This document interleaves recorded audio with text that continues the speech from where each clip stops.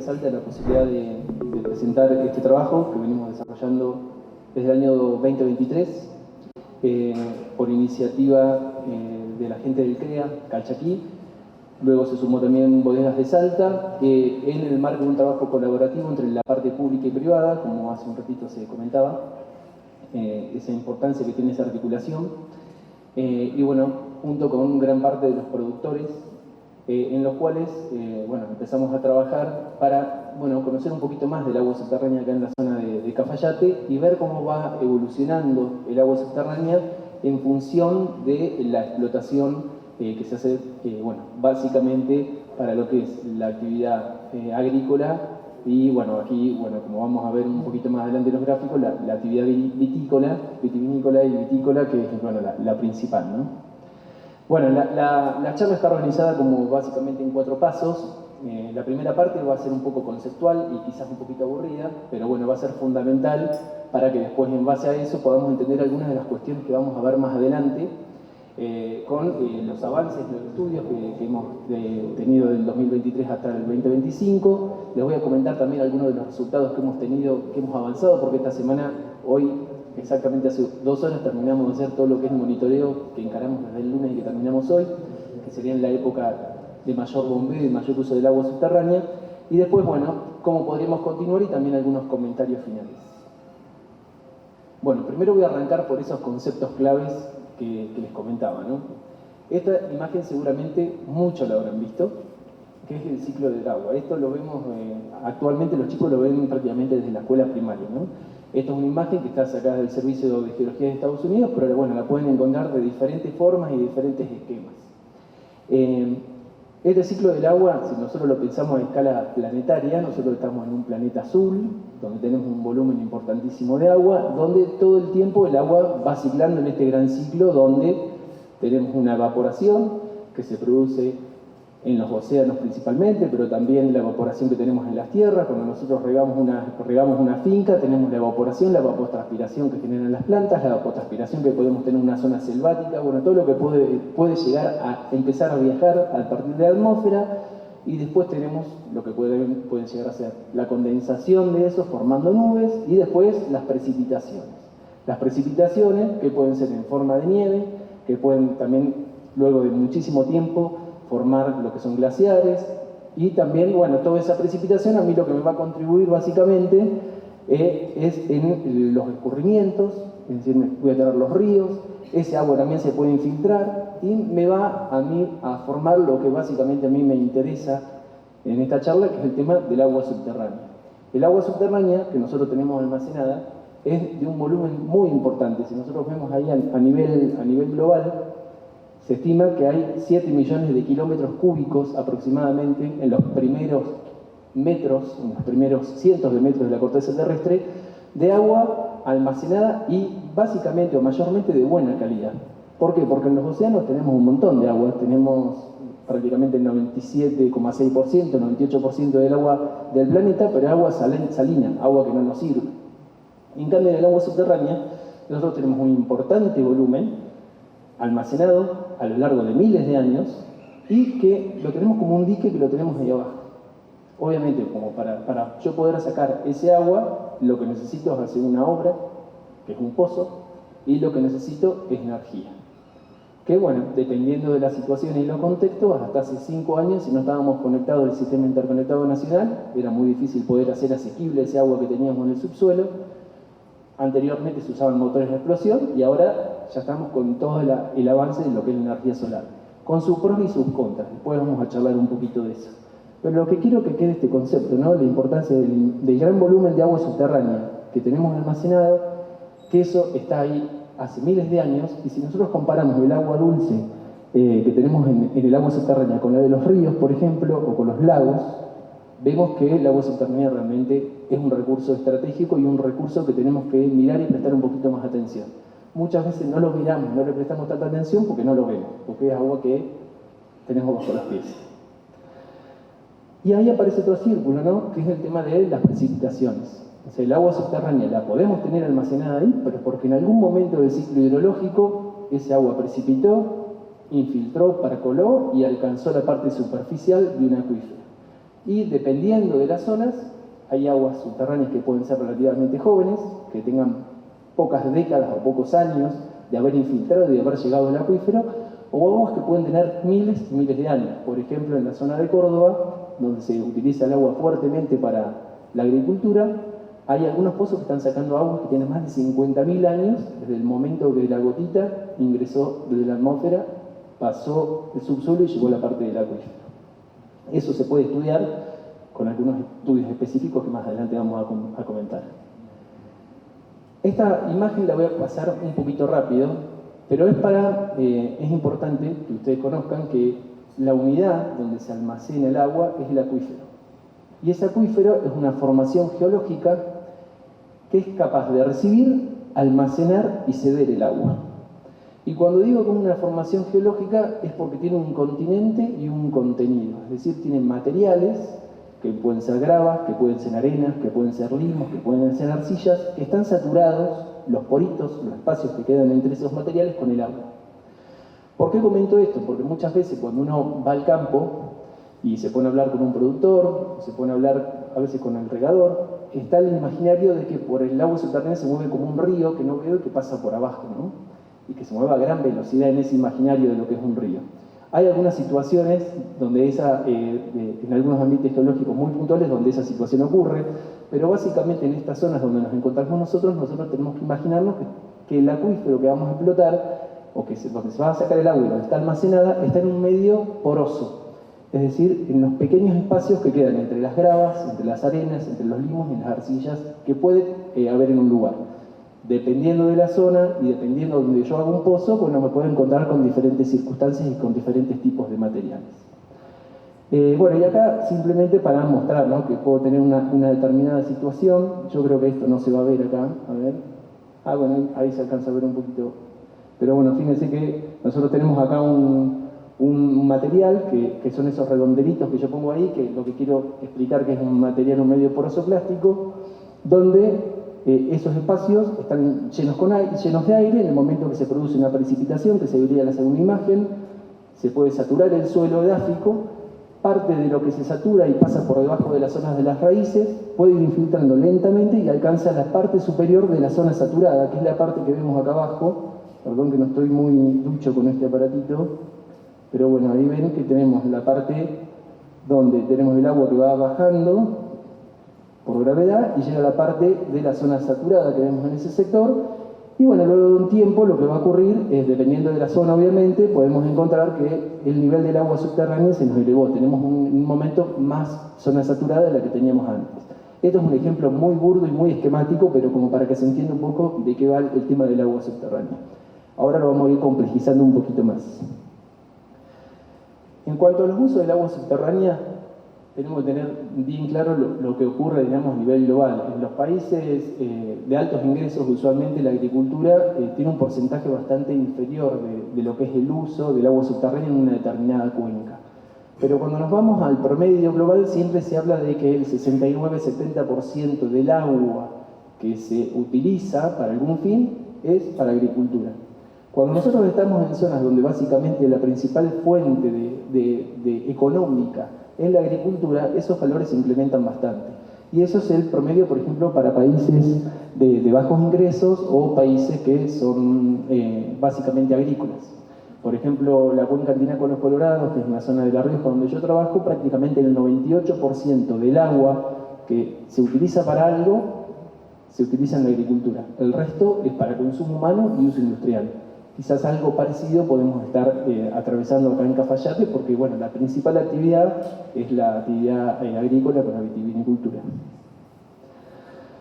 Ahora voy a comentar unos conceptos que después los vamos a ir viendo un poquito más en profundidad con algunos ejemplos, y los vamos a ver con ejemplos concretos también acá, que están vinculados con el concepto del aprovechamiento del agua subterránea y con cómo puedo ir teniendo diferentes escalas desde lo que es el aprovechamiento, una situación de bombeo intensivo, la explotación intensiva, o también lo que se puede llegar a alcanzar, que es un proceso de minería del agua subterránea, que también puede ocurrir dependiendo de la extracción que yo haga del sistema.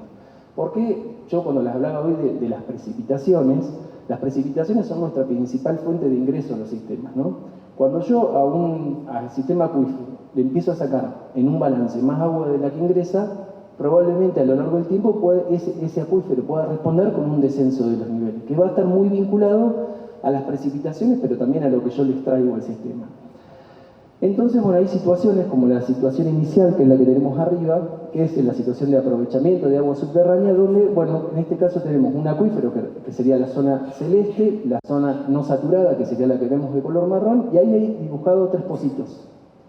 Esos 3 pozos, en el momento que uno enciende un pozo, cuando uno lo va a bombear, se genera un cono de presión, es un descenso que se genera en la zona del pozo y en las inmediaciones. Dependiendo de cómo estén separados esos pozos y de las características particulares que tenga el sistema acuífero explotado en algunos parámetros que hacen el funcionamiento del sistema, que no me voy a meter para no complejizarlo, lo que tenemos que considerar es que podemos tener situaciones donde esos conos de depresión se puedan empezar a interceptar. Si yo tengo pozos muy cerca y bombeo durante mucho tiempo, se pueden empezar a interceptar esos conos y podemos tener en algunos momentos del año esas interconexiones que nos hacen que los niveles del agua subterránea nos bajen marcadamente. Ahí toqué algo y se macana, me parece. Ahí está. Ahí volvió. Bueno, fíjense, por ejemplo, en la segunda imagen, donde habla de bombeo intensivo, que el pozo del medio, que arriba tiene un cono de depresión, y estaría un pozo que estaría funcional, en el momento, puede ocurrir en algunas circunstancias donde los descensos por el bombeo intensivo sean tan importantes que algún pozo que no sea tan profundo se me quede colgado o se me quede sin agua. Esto pasa muchas veces en lugares donde hay pozos que tienen 200 metros de profundidad y por ahí tengo un pozo somero que tiene 15 metros, que es para ganadería, para un abastecimiento muy puntual. Si en esa zona se empiezan a hacer pozos de gran diámetro, que empiezan a explotar un importante caudal a lo largo de mucho tiempo, se pueden generar esas interconexiones de pozos con un descenso importante y algunos pozos nos queden colgados, ¿no? Esta situación ocurre en algunos lugares de La Rioja con algunos pozos que ya han quedado viejos por el tiempo, han bajado tanto los niveles que algunos pozos quedan muy someros y en el momento de un bombeo intensivo, sobre todo en verano, algunos pozos dejan de estar funcionando. También ocurre mucho en la pampa húmeda, con los nuevos riegos del sistema por pivot. Hay un importante avance del pivot y a veces hay un pocito somero que era para ganadería con un molino y bueno, y ese pozo a veces nos queda colgado y no nos saca más agua. Estas serían como 2 situaciones iniciales. Pero podemos tener otras 2 situaciones, como la explotación intensiva, que es una situación similar al bombeo intensivo, fíjense, donde tengo interconexión de conos de depresión, pero fíjense lo que ocurre en la figura que ustedes tienen a la derecha.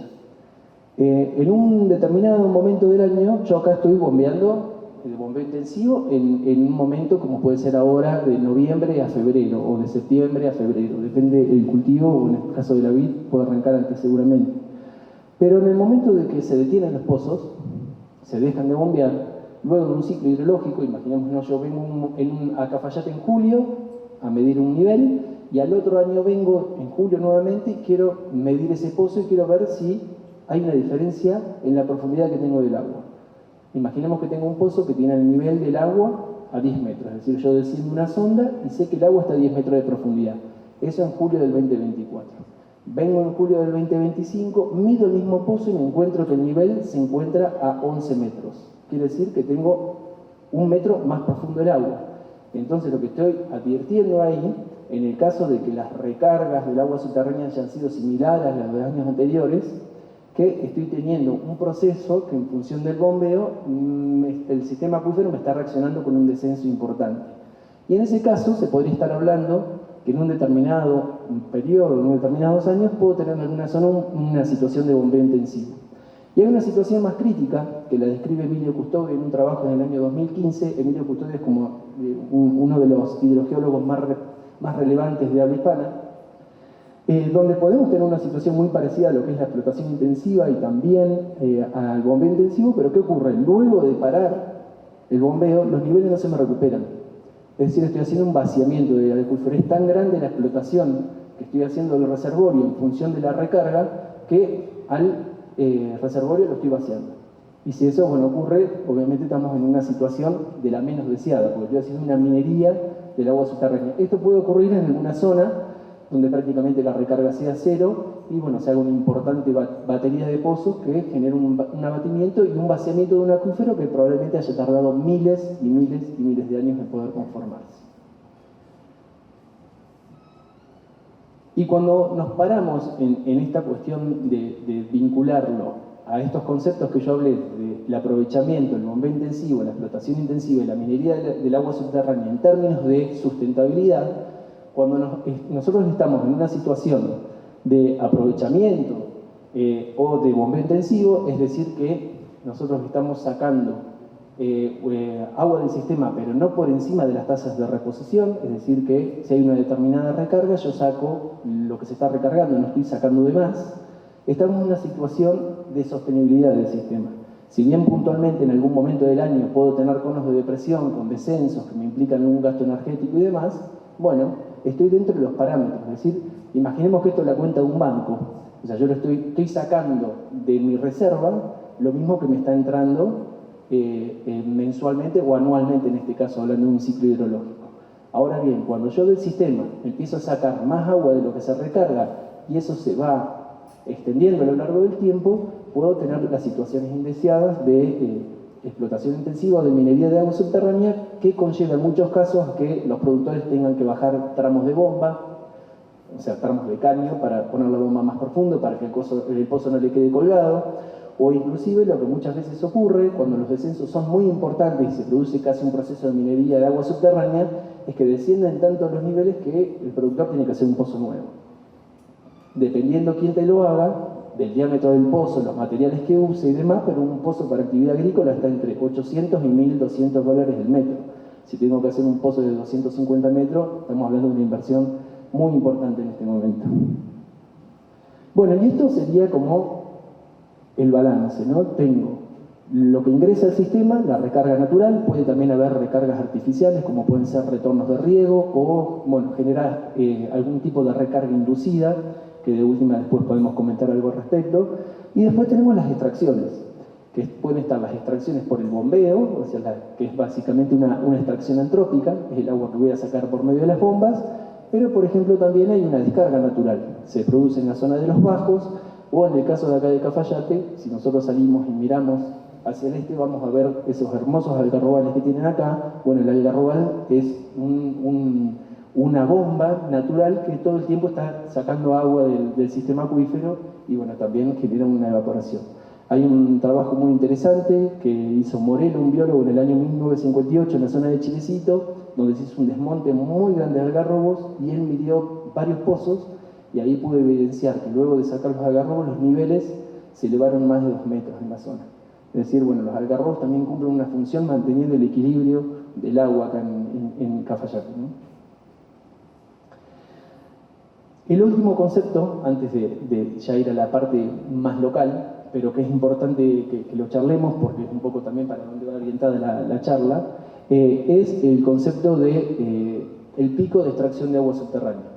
En el año 1956, un trabajo que lo escribió Huber, fue un trabajo muy interesante que empezaba a hablar del pico de extracción del petróleo, que es la imagen que tienen ustedes a la izquierda. Ese trabajo lo que básicamente planteaba es que en función de las extracciones y las exploraciones que se tenían a nivel global, se iba a llegar en algún momento un pico de la extracción de petróleo y que luego esa extracción iba a empezar a disminuirse, o en caso de querer hacer esas extracciones iban a tener que ir a técnicas más caras y más complejas, o técnicas que inclusive por ahí en ese momento hasta se desconocían. Entonces, bueno, se llegaba a un pico, un límite, y eso después en algún momento la producción de petróleo iba a empezar a disminuir. Ese pico ocurrió en el año 1972, donde también llamativamente empezó a hablarse del concepto de desarrollo sostenible y el concepto de ambiente. No fue casual que se ocurriera para mí, ¿no? Bueno, algo parecido se está empezando a plantear desde el año 2010-2011 con la posibilidad de que a nivel global se empiece a alcanzar a un pico de agua subterránea. La gran diferencia que tiene el petróleo con el agua subterránea, y por suerte, es este ciclo hidrológico que hablábamos hoy. Es decir, hay una recarga natural, ahí, bueno, no sé si se alcanza a ver, pero bueno, porque está en inglés, pero acá hablamos de una recarga natural del agua. Es decir, hay un piso, un límite que nosotros vamos a tener en un determinado acuífero en función de las precipitaciones que se tengan en el lugar, que es la recarga que ingresa naturalmente al sistema.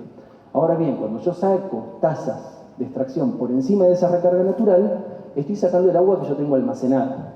Y eso en algún momento puede llegar a tener un pico. Y ahora, bueno, vamos a ver algunos ejemplos de lo que está pasando a nivel global.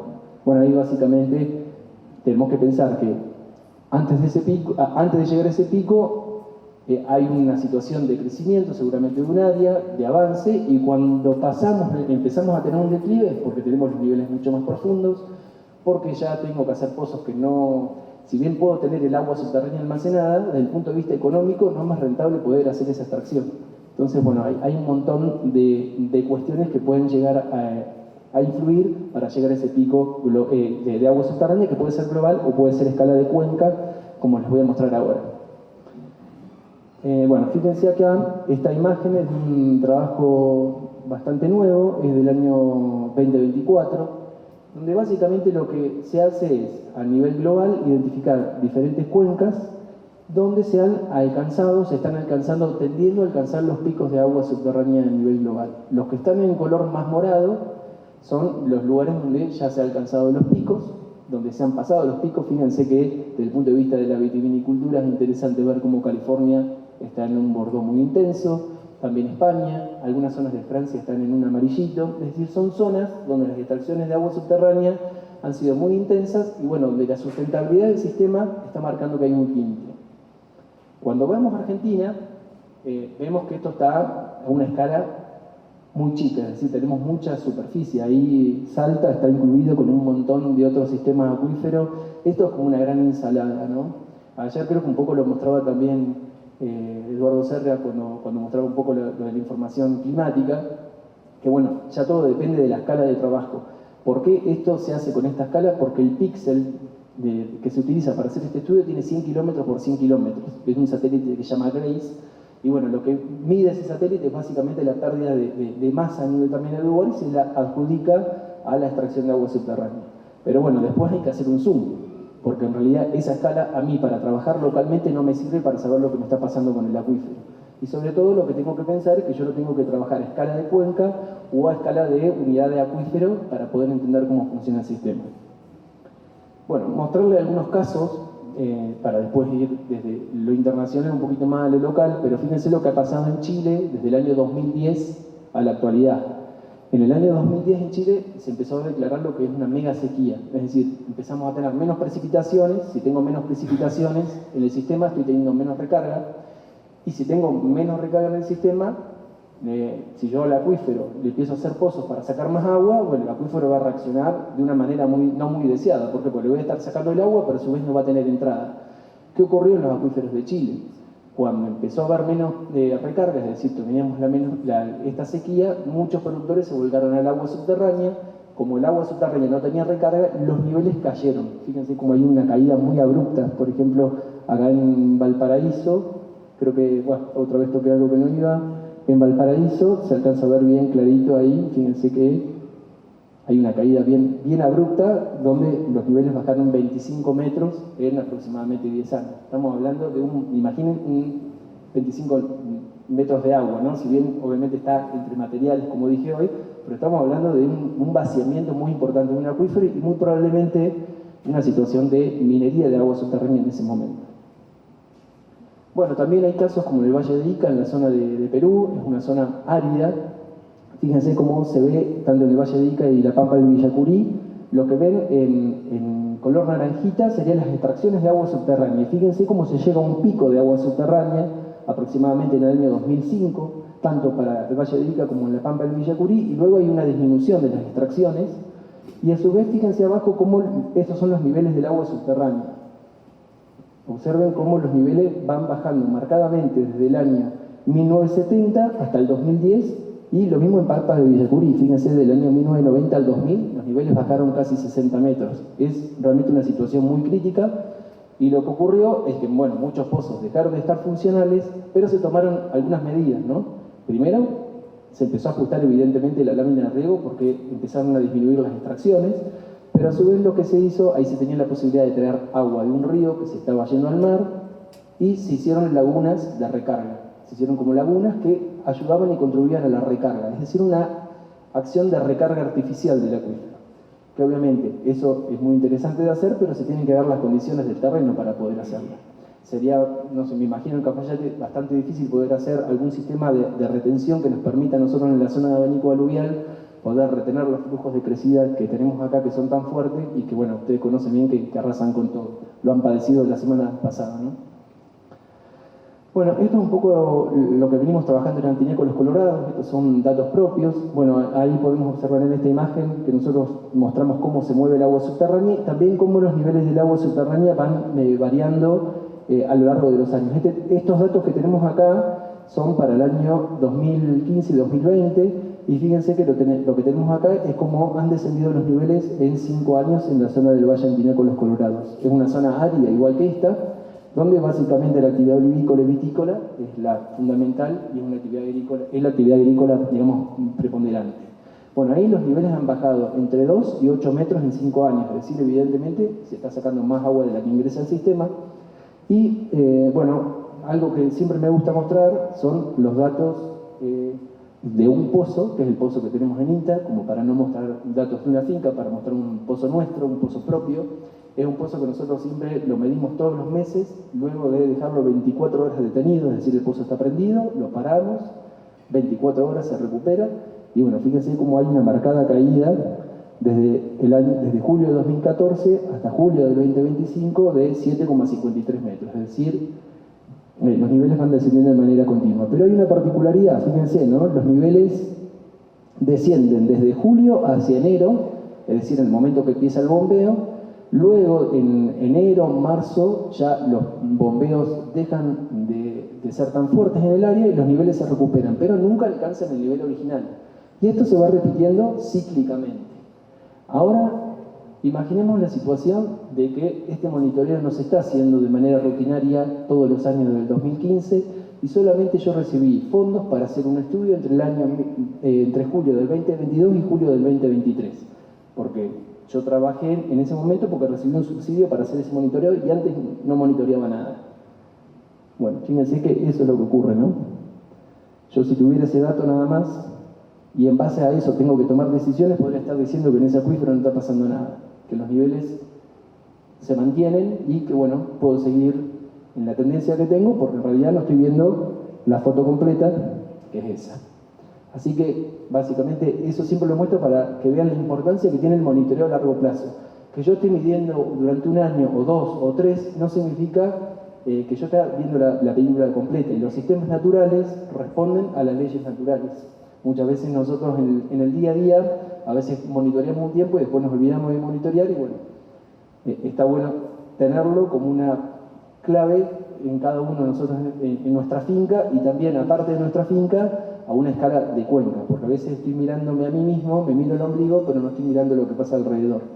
El integrar toda la información nos permite generar muy buenos datos que nos permiten después la toma de decisiones. Bueno, ahora ya creo que era lo que venían, pero antes tenía que mostrarle todo esto para ahora ustedes puedan comprender un poco lo que hemos estado trabajando acá en Cafayate. Bueno, importante, ¿no?, lo que ha ocurrido en Cafayate del año 2000 a la actualidad. Evidentemente ha habido un incremento sostenido de la superficie agrícola. Fíjense, ahí tienen ese gráfico donde básicamente del año 2000 en adelante el incremento de la superficie agrícola en Cafayate se basa en la actividad vitícola y en la posibilidad de extraer agua subterránea. Y esto también queda reforzado con este gráfico que les muestro ahí. Esto le tengo que agradecer a la gente del Departamento de Hidrogeología de la Universidad Nacional de Salta, que nos brindaron parte de la información, y también en la Secretaría de Recursos Hídricos de Salta, que nos pasaron la sábana con los pozos que se construyeron en Cafayate del 2004 en adelante. Y bueno, fíjense que se estima, en función de los datos que tenemos, que en Cafayate hasta el año 1996 había aproximadamente 56 pozos. Bueno, luego ahí tenemos un vacío de información, lamentablemente, pero a partir del año 2004 en adelante empezamos a tener datos de los nuevos pozos que se estaban construyendo. Y fíjense cómo paralelamente aumentaba la superficie cultivada, empezaron a aumentar la cantidad de pozos que teníamos a una tasa de 7 pozos por año hasta el año 2014 y luego de ahí una tendencia a disminución. Acá puede haber múltiples factores que hayan hecho que haya descendido un poco la ampliación de la superficie cultivada, pero uno puede ser también el costo que tenían las perforaciones. Si no estoy equivocado, a partir del año 2014 el litio comenzó a ser una industria muy relevante. Y entonces muchas de las empresas perforadoras aumentaron sus costos porque iban a trabajar al litio, a la cordillera, y no estaban tanto en territorio acá. Así que eso también puede haber sido una variable que haya influido en esa estabilización. Pero bueno, fíjense que estamos alrededor de 160 pozos al menos en Cafayate. Puede ser que haya algunos pozos que no estén declarados. Bueno, nuestra red de monitoreo, como comentaba, arrancó en junio del 2023. Arrancó con muy poquitos pozos, con 24 pozos, pero bueno, de a poquito se fue incrementando y ahora en diciembre del 2025 estamos prácticamente en 42 pozos que estamos monitoreando. En el periodo de no bombeo, que es en julio, y el momento donde los pozos se usan más, que es a partir de noviembre, diciembre, es decir, antes que empiecen las lluvias y donde, bueno, le tengo que dar agua a la vid. Entonces, bueno, lo que nosotros hacemos ahí es medir el nivel estático, es decir, con el pozo detenido al menos 24 horas, es lo que deseamos, a veces son 12, a veces un poquito menos, pero para tratar de tener el mejor dato posible, medimos el pozo encendido para ver cuánto desciende y medimos el caudal. Y ahí sacamos algunos parámetros de funcionamiento de los pozos que es importante que el productor conozca, y también tomamos algunas muestras en todos los pozos para ver cómo va evolucionando la salinidad del pozo si es que eso ocurre a lo largo del tiempo, que es información también interesante para los productores. Toda la información individual de cada uno de los productores que vamos a visitar, después la integramos y bueno, tratamos de armar un mapa que nos permita conocer a nosotros cómo se mueve el agua subterránea, de dónde pueden venir las zonas de recarga, qué calidad química tiene el agua en distintas zonas. Obviamente que eso va a estar vinculado a un montón de situaciones que puedo tener en el territorio. Bueno, esta es un poco la información que ya hemos estado generando. Bueno, esta es la zona de estudio. Fíjense que la cuenca que aportaría a todo este cajón de agua que es Cafayate son aproximadamente unos 18.500 kilómetros cuadrados, que incluye todo lo que es la cuenca del río Santa María, lo que es la cuenca del río Calchaquí y todo el aporte que tenemos en las quebradas del oeste. Es decir, es una muy importante superficie, que eso en función de las precipitaciones que tengo en el área, me va a estar siendo la recarga que yo voy a estar teniendo en el sistema. Fíjense que algo interesante para ver, en Cafayate tengo 3 estaciones, de las cuales yo conseguí datos por medio del grupo CREA y de los de Salta en diferentes periodos. Pero observen qué disparidad que tengo de los datos de promedio anual, ¿no? Tengo 204, 151, 122 en la zona de Cafayate. Bueno, en San Carlos tengo 109 en función de ese periodo de datos, lo mismo en Cachi y bueno, también en Santa María. Y acá un poco ayer lo que comentaba Eduardo Sierra, ¿no? De lo que ocurre con el tema de las estaciones. Casi todas las fincas tienen una estación. El tema es que muchas veces esa información no está integrada. Entonces, bueno, la importancia que tiene esa información que anda dando vuelta en todas las fincas, poder integrarla para tener mayor información de lo que ocurre a lo largo del valle con las precipitaciones y también a lo largo del gradiente altitudinal. Porque en función de la altura, muy probablemente acá tengamos marcadas variaciones en la precipitación. Algo que quería comentar, que por ahí no está acá porque no alcancé a ponerlo en la filmina, pero que lo estuve trabajando hoy a la mañana, es que los últimos 3 años en Cafayate llovió más de 220 milímetros, 250 en algunas de estas estaciones, lo que me indica que estamos bastante por encima de los valores promedios de precipitaciones para el área. Eso, por un lado, es interesante porque nosotros estamos haciendo un estudio para ver cómo varían los niveles del agua subterránea en función de la recarga, que está vinculada a las precipitaciones, como ya dije, y también en función de la extracción. Bueno, y acá hay información de diferentes pozos, ¿no? Porque cuando yo voy a una finca, bueno, tengo que tratar de conseguir esta información, que no todos los productores la tienen, pero que es fundamental y la deberían tener, que es, bueno, cómo está diseñado el pozo, dónde se colocaron los filtros, y, bueno, hasta qué profundidad está hecho el pozo, cuál es el caudal específico, es decir, cuántos metros cúbicos de agua me saca por hora un pozo por metro que deprime. Ese es un dato muy importante para los productores. Muchas veces vas a un lugar y te dicen, no, este pozo saca muy buena agua y aquel no me saca nada, no sé por qué ocurre eso. Bueno, tener la carpeta del pozo, vamos a ver qué profundidad tiene uno, qué profundidad tiene otro, dónde están puestos los filtros. Bueno, muchas veces esa información está perdida y es lo que nos permite explicar las diferencias que podemos encontrar desde Tolombón hasta San Carlos en los diferentes pozos que tenemos. Bueno, y acá están algunos de los datos que, bueno, esperemos, lo hemos mostrado en varias charlas, la idea ahora lo estamos por publicar en una revista científica para validarlos como se requiere, pero bueno, acá tenemos la zona desde San Carlos. Podemos observar que el flujo del agua subterránea tiene una dirección norte-sur, es decir, que el agua se mueve prácticamente perpendicular a lo que sería el río Calchaquí. Después tenemos aportes muy marcados de todo lo que son las quebradas del oeste, como podemos ver ahí. Esas líneas azules que hay ahí sería la dirección del agua subterránea. Y después hacia el sur vemos que en la zona de Tolombón para Cafayate, bueno, tenemos una zona de una dirección de flujo sur-norte. Y esas marcas que tenemos acá rojas son zonas donde por ahora hay surgencia. Algunos pozos surgentes están dejando de serlo. Bueno, y acá tenemos el mapa de las profundidades, ¿no? Si yo podemos ver que en la zona de San Carlos podemos ir desde niveles que están alrededor de 10 metros en la plaza de San Carlos, si vamos y medimos el pozo de la plaza de San Carlos hasta 10 metros, si nos vamos más hacia el oeste, vemos que podemos alcanzar los 100 metros de profundidad. Algo parecido ocurre en Cafayate, y eso está vinculado obviamente a la topografía, ¿no? Tenemos ese gran abanico aluvial que nos influye en la profundidad donde tenemos el agua subterránea.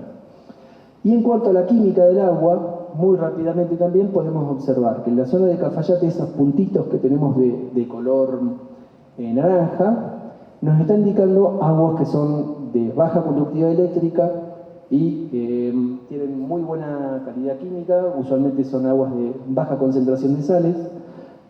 En la zona de San Carlos tenemos una zona de agua de mezcla, es decir, tenemos un agua que pueden ser sulfatadas, bicarbonatadas, algunas con mezcla de clorurada también. Las que vemos de color verde acá, en la zona de Tolombón y también en la zona de Chimpas, son aguas que son cloruradas y aguas de mayor concentración de sales, mayor conductividad eléctrica. Y tenemos algunas zonas acá en Tolombón donde tenemos una zona de mezcla.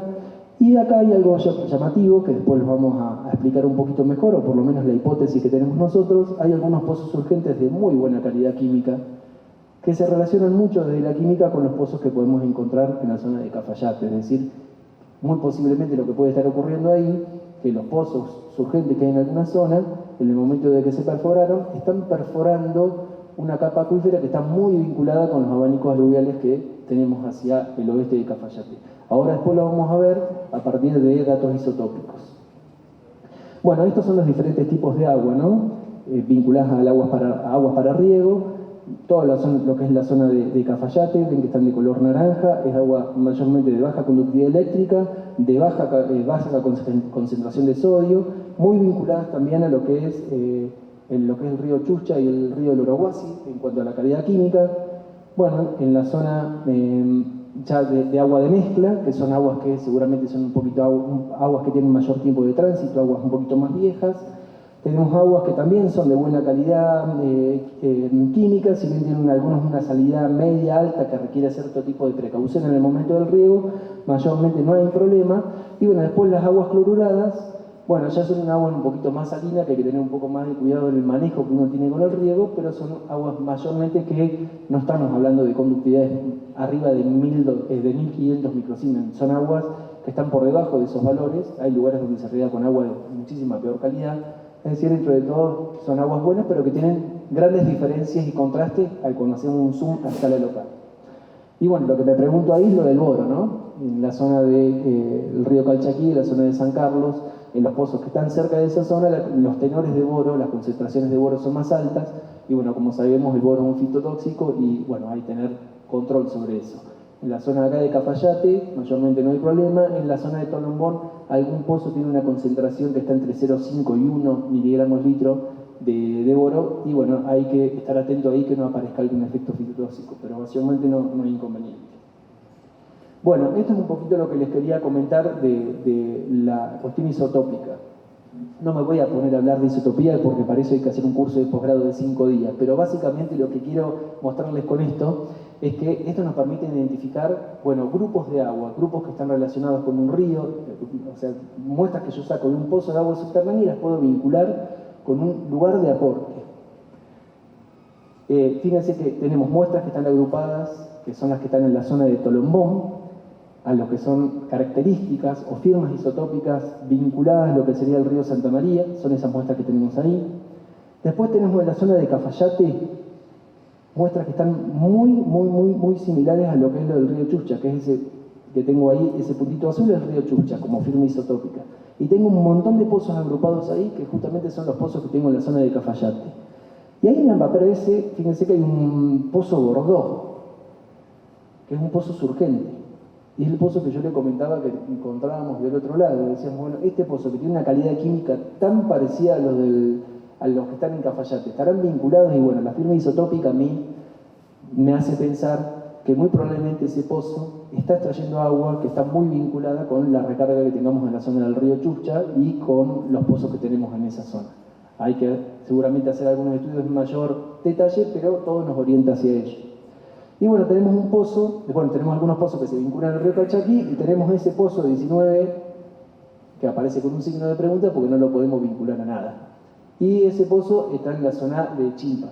Así que, bueno, quizás ahí ese pozo esté trayendo agua de un contexto y de una condición distinta a la que nosotros conocemos. Hay que estudiarlo un poquito más. Bueno, les muestro muy rápidamente lo de los niveles. Esto es como ha ido variando los niveles a lo largo del tiempo. Fíjense que tenemos datos hasta junio de 2025, pero bueno, fíjense que los pozos descienden en el verano, después se tienden a recuperar en el invierno, vuelven a descender. En algunos lugares ese descenso es mucho más marcado. En la zona de Tolombón, nosotros lo que observamos en este momento es que en diciembre, enero, cuando son los bombeos intensivos, hay una interconexión marcada de los conos de depresión y los niveles ahí bajan mucho más que en la zona de Cafayate y en otro lugar. Hay que seguir con el tiempo para ver cómo eso va reaccionando, si es que se siguen haciendo pozos y se emplea la superficie en la zona. Bueno, estos son los valores que tenemos comparativos de agosto de 2023 a junio de 2025. Fíjense que hay algunos pozos que han descendido el nivel, es decir, que tengo zonas donde los niveles han descendido y zonas donde los niveles se han mantenido, y zonas donde los niveles bajan. Esto entre junio de 2023 y junio de 2025. Pero es importante volver a lo que dije hace un ratito. Cuando yo me puse a ver los datos de precipitaciones en Cafayate para los últimos 3 años, estamos muy por encima de la media de los valores de precipitaciones, es decir, que me está entrando más recarga de lo que entraría habitualmente. Por eso la importancia de esto continuarlo en el tiempo. Pero hay algo importante. Yo puedo tener el dato del nivel del agua subterránea, es decir, la profundidad del agua subterránea, en el momento original, en el momento que se construyó el pozo. Y es un poco lo que les muestro acá. Acá tenemos en las diferentes áreas que nosotros estamos estudiando. Fíjense que tenemos en la zona de Tolombón, desde el momento de la construcción de los pozos a la fecha, pozos que han descendido casi 1 metro por año, otros que han descendido 18 centímetros, 40 centímetros, 50 centímetros, 43. Y bueno, hay un caso puntual donde el nivel, en la zona de Tolombón sureste, donde el nivel se encuentra un poquito más por encima. Ahí lo que me entra la duda es, bueno, ¿cómo habrá sido la toma del dato original? Porque capaz que en el momento que se tomó el dato original, el pozo se había bombeado, no se había recuperado. Bueno, ahí entran algunas dudas de cómo se toman los datos, pero bueno, el dato es el dato y el dato es el que está ahí. Pero fíjense lo que pongo abajo. Por ejemplo, el pozo del consorcio de banda de abajo, el perfil original y el archivo original de cuando se construyó el pozo lo encontró la gente de la Universidad Nacional de Salta, me lo pasó, y fíjense que el nivel original en el año 1960 estaba a 10,30 metros. Ayer fuimos a medir con Diego Calma, la gente acá de la agencia, y nos encontramos que el nivel estaba a 31,1 metros. Es decir, que si yo considero esa cantidad de metros de descenso por la cantidad de años que pasaron, que son 65 años, en ese pozo hay una tasa de descenso anual de 32 centímetros. ¿Tá? Es decir, el sistema me está avisando que algo está pasando y que evidentemente está reaccionando a esa situación. Algo parecido pudimos identificar el día de ayer en otro pozo que no habíamos podido medir antes, pero que teníamos la carpeta original, que se encuentra al sur de Cafayate, donde advertimos que la tasa de descenso, ese pozo se construyó en el año 1979, lo medimos ayer, y la tasa de descenso nos da 0,33 metros al año.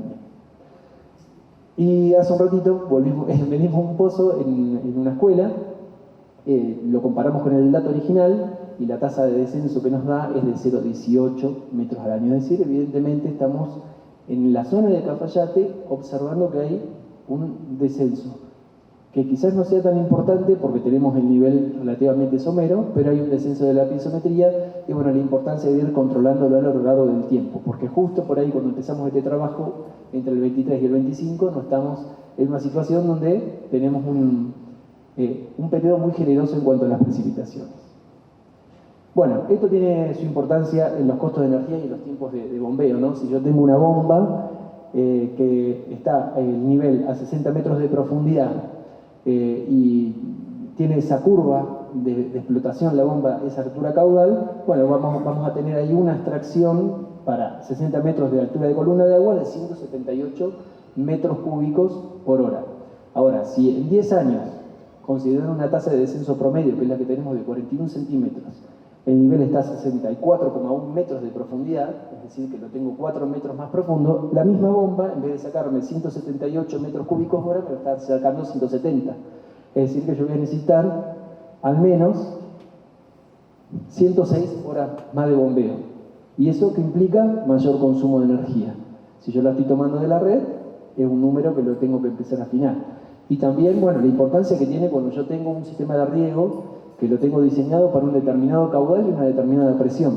Cuando a mí, por un bombeo intensivo, me descienden mucho los niveles y me empieza a variar el caudal de explotación, me empiezan a variar las presiones en el sistema de riego y empiezo a regar mal.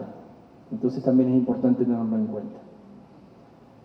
Bueno, ¿qué continuar estudiando? Bueno, lo ideal sería poder alcanzar a lo largo del tiempo un número mínimo de 50 pozos a monitorear de estos 160 que a priori hay en todo Cafayate, donde podamos medir todos los parámetros, donde podemos medir niveles, donde podemos medir la calidad química del agua, donde podemos medir a lo largo del tiempo cómo van evolucionando y conseguir las carpetas técnicas, que las tenemos de varios, pero no de todos. Eso sería muy interesante. Bueno, también avanzar en estudios de la edad del agua, ¿no? Para identificar, bueno, acá en la zona de Cafayate, en los pozos que tengo en el abanico aluvial, muy probablemente sean aguas jóvenes. Bueno, hay posibilidades de datarla y decir, bueno, esta agua se recargó hace 30, 40, 50 años, 10. En los lugares donde tenemos concentraciones de sales, aguas más viejas, muy probablemente que estén captando agua que sea de una recarga más joven, pero también de aguas que tengan muchísimo tiempo de tránsito y quizás tengan miles y miles de años de estar almacenadas y que nosotros la estamos sacando, ¿no? Y la importancia que uno empieza a tener en la cabeza, por ejemplo, cuando ocurre que en Córdoba se está regando con agua que se recargó hace 50.000 años, ¿no? Está totalmente por fuera de nuestra escala a nivel humano. A escala geológica no la podemos discutir, pero a escala humana los números son distintos. Bueno, ¿qué hacer con los futuros, no? Obviamente que si algún momento, en función de la extracción, estamos sacando por encima de la extracción del agua subterránea, podemos llegar a una situación de un pico de agua subterránea que, bueno, en muchos lugares de Argentina y del mundo, como les mostré, ya ocurre.